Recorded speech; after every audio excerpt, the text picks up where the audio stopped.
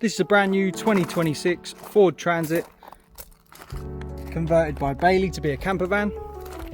So we've installed a Category 1 insurance approved alarm system which uses the factory key to arm and disarm. So if someone tried to get into the vehicle, they smashed the glass, moved around inside, it goes off straight away. If someone comes up to this, tries to pick the lock on the door, unlock the vehicle, the alarm goes straight off.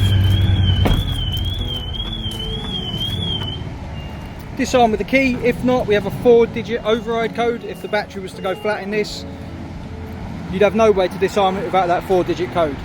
This works with both keys. On the vehicle, we arm,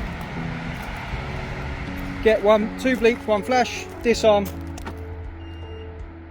1 bleep, 1 flash. If the alarm's been triggered in your absence, we activate it, we trigger something, next time we unlock it, we're going to get 4 bleeps. That tells us something's set off our alarm system